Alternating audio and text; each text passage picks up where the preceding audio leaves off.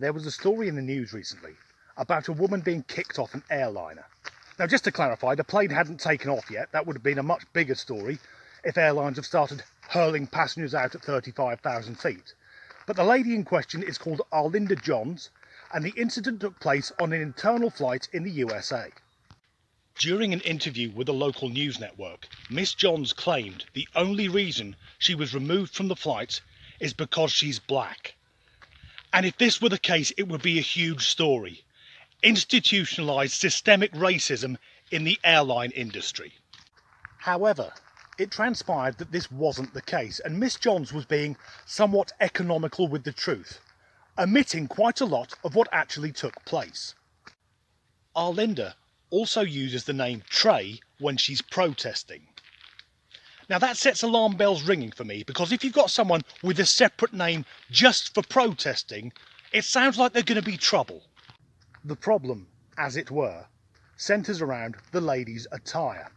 She was wearing a Black Lives Matter t-shirt, and there's nothing wrong with that. Yes, Black Lives Matter, and it's good that that cause is getting so much media attention. But she was also wearing a face covering, which the airline requires. She'd made this face covering herself, and on it were the words, "Fuck 12", which is a slang term for fuck the police. We all know what a pain it is trying to get on board an airliner. You have to turn up at the airport 3 hours before the flight, take off your shoes, empty your pockets out and walk through that machine that lets the airport staff have a gander at your genitals. Then you get bored and end up buying a coffee and a stale sandwich for £17. And I can live with all that, but I wouldn't want to sit on an aircraft next to someone who's got "fuck the police" written across their face. Best case scenario, she ends up just being a massive pain in the arse. Worst case scenario, you end up copping a stray bullet from a trigger-happy Sky Marshal. But American Airlines didn't take issue with the sentiment of this lady's face mask, the "fuck 12" or "fuck the police". The problem was the profanity, because American Airlines, like most airlines, has a policy which prohibits people from boarding if they're wearing offensive clothing. The cabin crew offered Miss Johns a free alternative face mask, which she declined, saying she would cover her own, which she did right up until the plane started moving. So once it started taxiing, she then exposed her own mask and started causing a bit of a commotion, at which point the aircraft crew thought enough is enough and turned the plane back towards the terminal.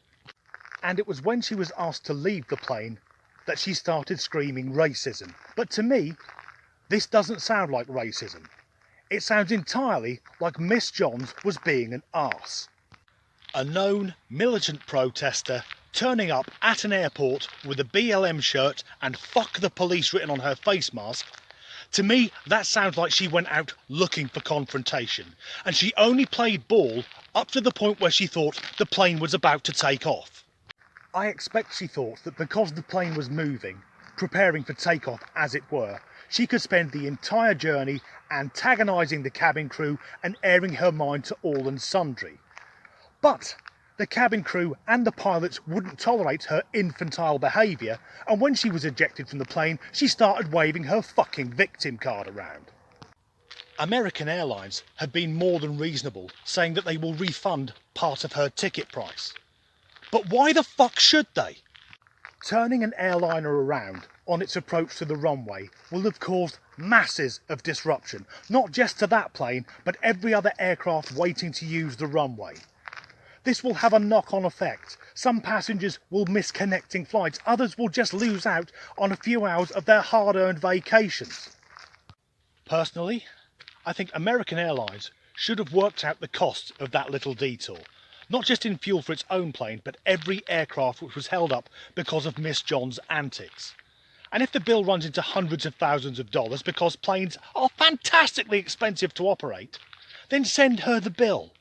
And if she doesn't agree to pay it, put the silly bitch on the no-fly list.